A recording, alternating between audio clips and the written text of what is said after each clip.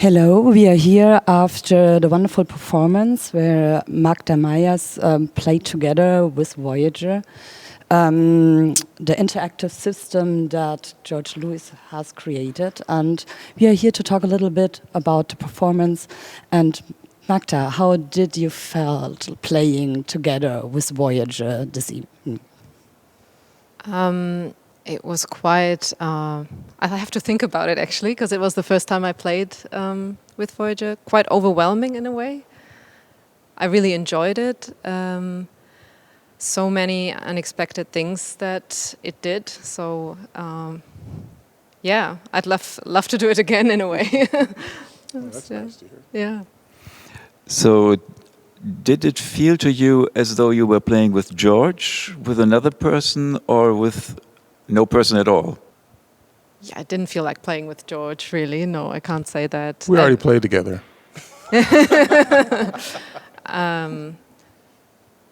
No, I mean, being aware that it's a system, but that could react in so many unexpected ways. Yeah, I caught myself thinking a lot about that as well. So it wasn't all just flowing and organic. I was also kind of thinking at times, can I trick it to do something else if I repeat this, or if I very quickly change to something else, how will it react? So I was thinking about that, but that was really fun, actually. Yeah. While listening, there was always a moment also where I had the feeling, so the system is listening to you and then responding. So have you had the feeling you're being in a real dialogue, or have you also had the feeling that maybe the system kind of ignored you at one point? No, I didn't feel like it ignored me at all. No, definitely felt like a dialogue, but a very, for me, unpredictable one, because it is the first time I played with it, so yeah. And George, to you, is Voyager still full of surprises, or are you getting used to its decisions? Well, it's funny. I thought that I had heard it all until I heard Magda play with it. That's nice. You know, it's supposed to play differently with different people. And what you said is partly true. It is supposed to ignore you sometimes, because I've often felt that psychologically that is the space of difference. If it always follows you all the time and does what you expect it to do at the time you expect it to do it, then it's like a millstone or some great weight that you have to drag around. So people hear right away, actually I'm sure you might have heard it, you know, being stubborn or doing things that you know, you didn't expect, not only that you didn't expect, but things maybe that you didn't want. It's also possible too.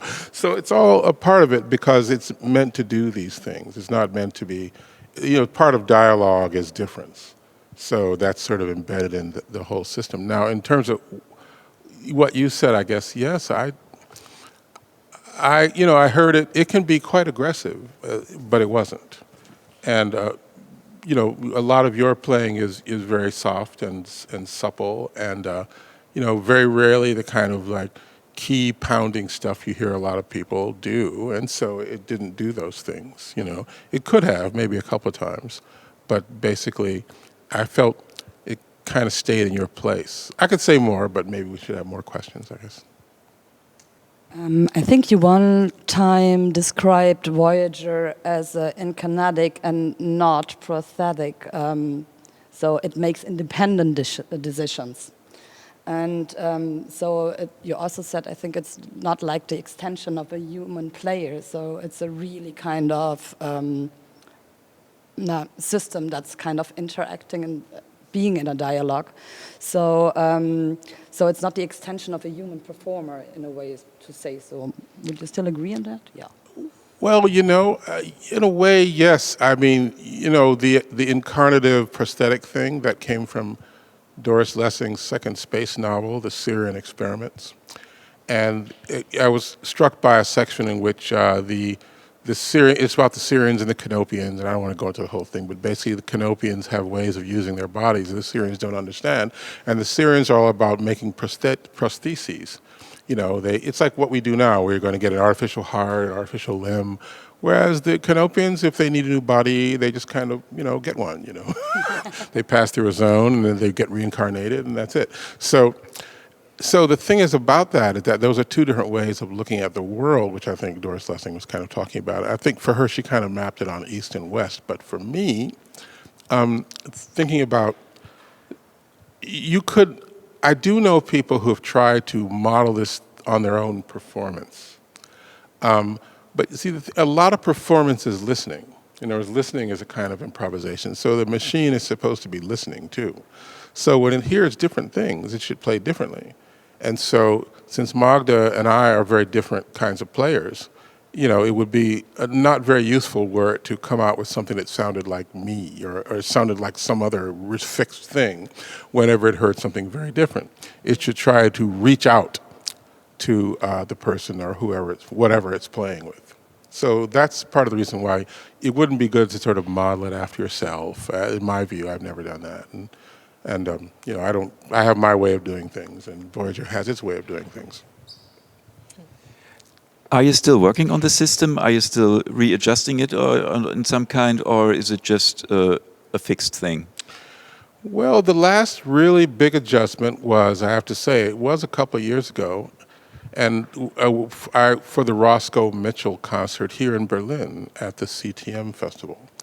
And I'll just tell you a little bit about this. This is sort of geek stuff, but I'll try to keep it light. I was always very annoyed with its response to certain things. Like Roscoe, he gets into these repetition things, like Evan Parker or people like that. The people who get into that, right? It's very intense and so on. And so it could hear that and go along with it, but then it would just peel off for no apparent reason, instead of like sort of staying with it.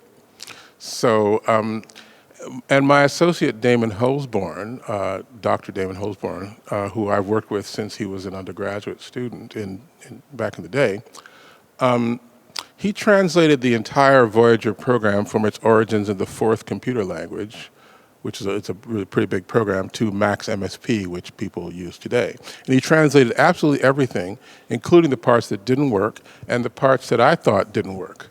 So I said, well, look, Damon, what can we do about this? He said, well, there was some code you made about 20 years ago that might work. And we tried it, and it worked. And I knew it worked because when Magda started getting into repetition things, it started finding it. It could find it. And the main thing it didn't do, the difference is that what it would do is, if it finds it, it says, I'm not going to change until you do. Very simple algorithm. So then from that point, it doesn't get in your way, it doesn't step on what you're doing, and then you can trust it, because a lot of what happens in these programs is if you don't trust it, you can't play with it. And that's what improvisers always say about trust, right? They're always talking about trust. Does Voyager also embrace a so-called mistake of a player? So like going ahead on a little thingy and kind of unfold it in a way? Well, it's hard to know what a mistake is. What would you say about that, mistakes? Yeah, I mean, that's so subjective. I guess because it's improvised, that's not really possible to do, yeah. Maybe with one exception. I heard Alex Schlippenbach say this. He was quoting Evan Parker. He said, a mistake is missing the chance to do something.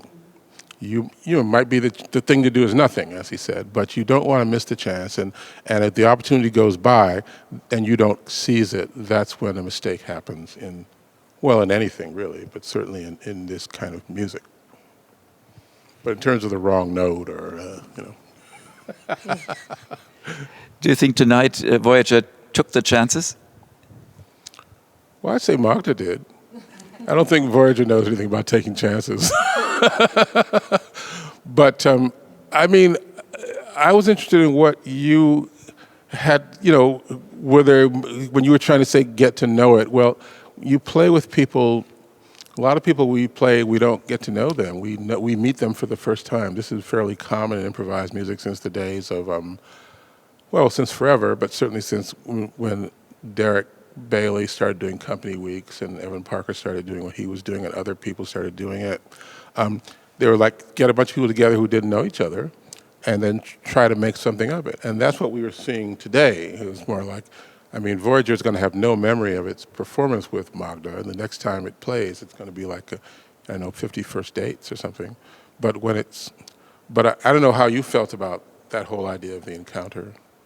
Well, when I said getting to know it, I guess I don't know exactly how it works, of course, and it has to do with trust, as you mentioned. So maybe just being used to that idea for me of playing with it and getting to know. I mean, if it was a person, I'd say getting to know its vocabulary and the things that it uses, and getting to know the way it responds to certain materials, I guess, and situations.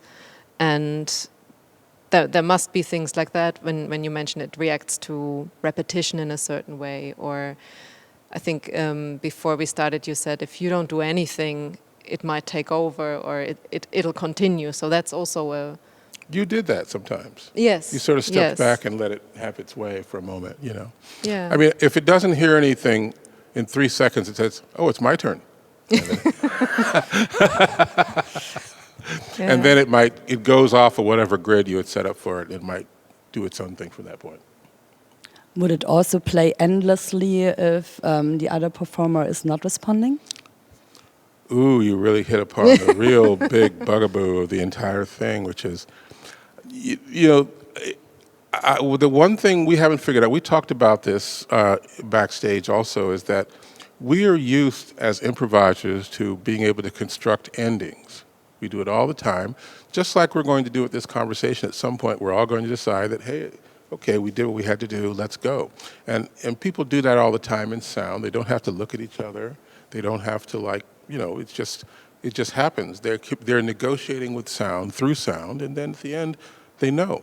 And sometimes they don't want to do the stereotype thing, so we try to do something that's, if we know, it's too easy. But I have not been able to figure out how to get my machines to do that, to take part in that conversation. So I have to turn them off. And so the little secret was that I asked Magda, when she felt that she had done what she needed to do, she could look at me, and then I would find a spot to turn it off. And I thought I'd found that spot. I thought we found a really cool ending. And then it started doing this crazy the melodic thing. So I couldn't interrupt that. So I had to wait. So what would be the next step? What would you think in AI composed or created music? Would there be orchestras or new styles created by AIs, or what could you imagine being the next thing? You know, it's very odd to say that, because Voyager started out as an orchestra piece. It became a pianist in 2004, but in 1987, when it started up to about the 90s, it was like a 64-voice, fairly large orchestra. And the difference between it and a regular human orchestra was that everybody could play all the instruments. Each voice could play all the instruments. So I could have 64 flutes or 64 instruments, and it had orchestration schemes based on how many people were playing, where in a field, in a circular field they're playing, who was where in the space, what categories of instruments they're playing, idiophones, aerophones, that kind of thing.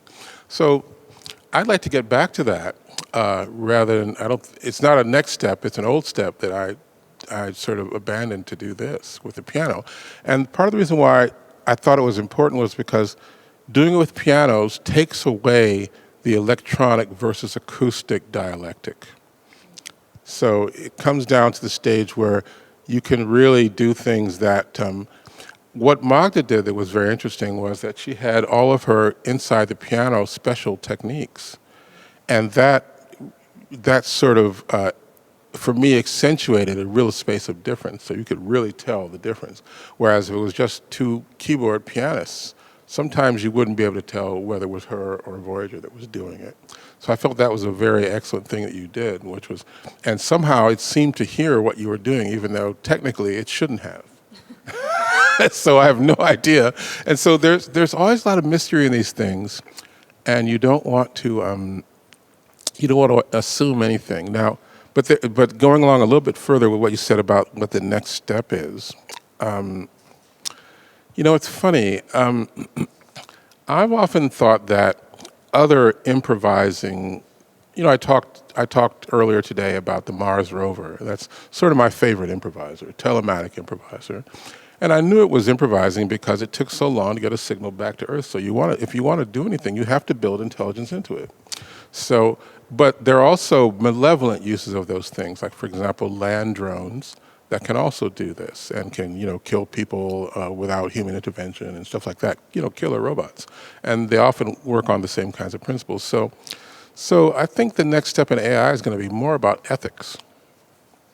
And so that's something I've had a chance to think a lot about in Voyager, and how sound indicates a certain kind of ethics, how ethics are carried by sound.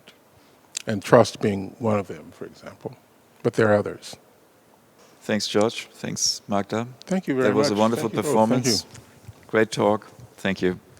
Thank you very much. Thank you.